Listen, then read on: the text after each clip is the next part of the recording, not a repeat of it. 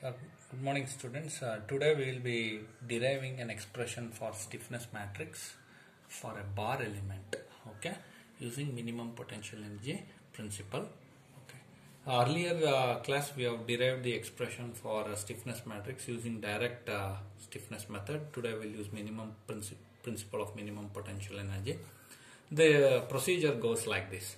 Take a bar element, okay, you will be subjecting it to a force F at one of the tip.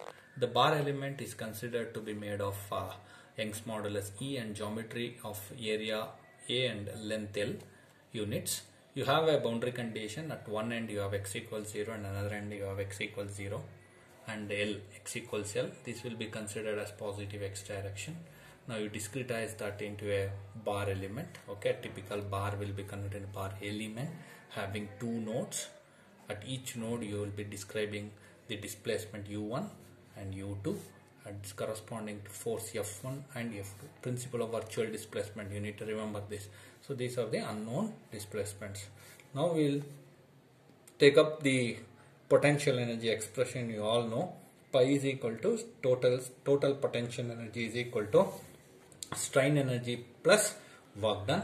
For a 1D bar element, strain energy is given by half of integral 0 to L.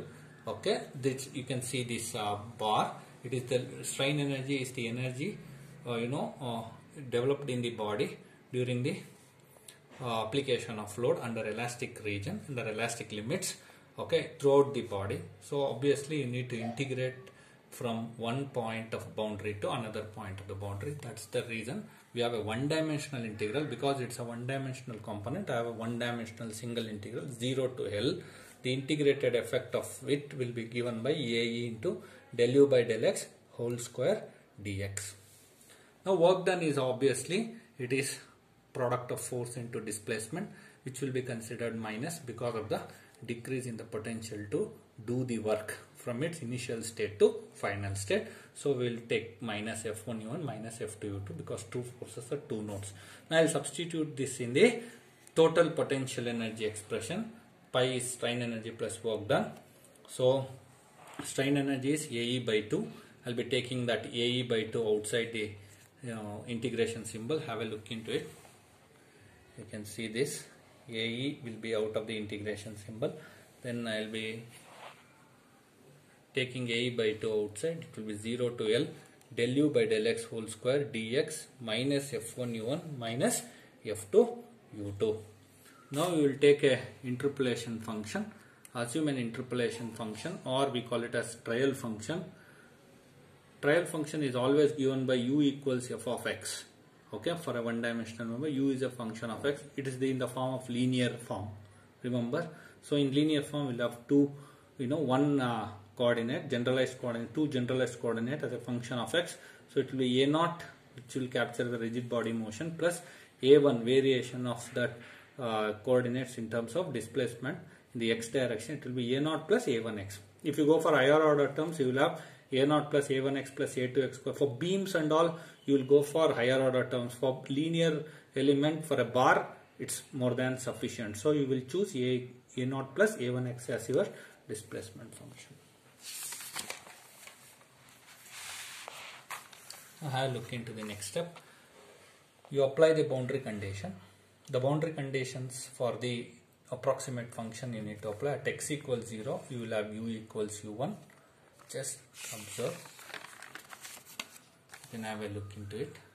At x equals 0, u is equal to u1. At x equals L, u is equal to u2. So keep a note of it. Have a look into it here. Continuing. So at x equals 0, u equals u1. I will substitute u1 here. And x will be 0, so a1 into 0 will be 0, so I will get a0, so a0 will become u1. Similarly at x equals L, I will substitute u equals u2. Look at this, here u will be replaced by u2, x will be replaced by L, so a0 will take the value of u1 from the previous step. So u2 is equal to a0 plus a1L, a0 will take the value of u1, so you will get the expression for a1 as u2 minus u1 by L. Now this substitute for a0 and a1 in trial function 2, which I have mentioned in the previous expression. The trial function is simple as u is equal to a0 plus a1x. So I'll substitute for A0 as U1, for A1 as U2 minus U1 by L into X. Now for the above expression, U is equal to U1 plus U2 minus U1 by L into X, guys, we will be taking the partial derivative of it, del U by del X into U, which is equal to U2 minus U1 by L, because you have X coefficient, so you will be just getting U2 minus U1 by L.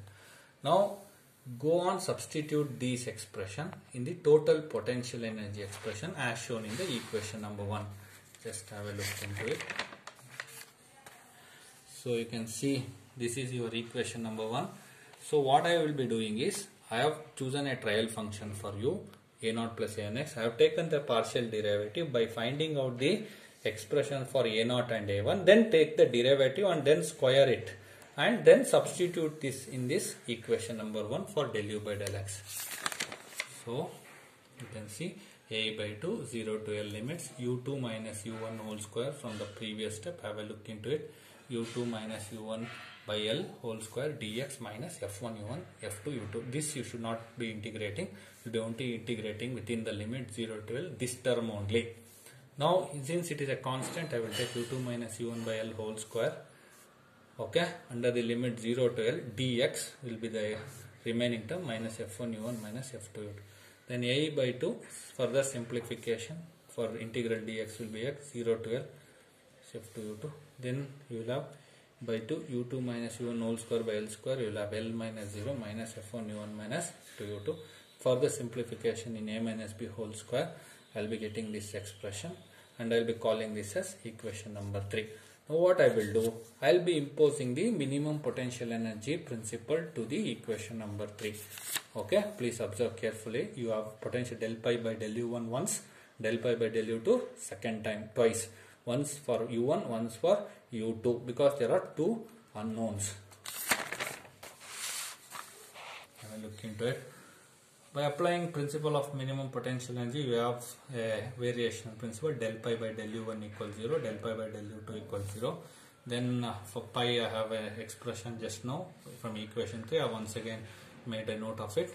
And then I will take the partial derivative A by 2L. So for U2 it will be 2 times U1 minus, for here it will be 2 times U2, because you are taking with respect to U1 minus F1 equals 0. It's all rudimentary stuff.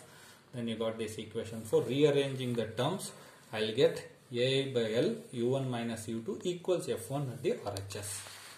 Now coming back to del pi by del U2 in the expression 3, go backwards here. Okay. Now you do del pi by del U2. Del U2 will become 2U2 and this becomes minus 2U1 and this becomes minus F2. This will vanish. Come back to here slowly. Now you can see AE by 2L, the coefficient 2U2 minus 2U1 minus F. Okay, rearranging the term, F2 goes to the RHS by L, U2 minus U1. Okay. Now you know the potential energy principle leads to equilibrium equation. Now put the equation 5 and 6. Guys, observe here. Put the equation 5, this and this in matrix form. So AE by L into U1 minus AE by L U2, here also AE by L U2 minus AE by L U1. See how it can be written. So now it will be AE by L minus AE by L minus AE by L, AE by L U1 U2, which will be in the form of matrix form, AE by L into U1 minus AE by L into U2 minus AE by L into U1 minus AE by L into U2 equals F1 F2. So if you put it in the equilibrium form, this entire component is a stiffness component, which I can write it as KE, element stiffness matrix for bar will be AE by L 1 minus 1 minus 1 1 by taking AE by L outside, or EA by L, whatever it is.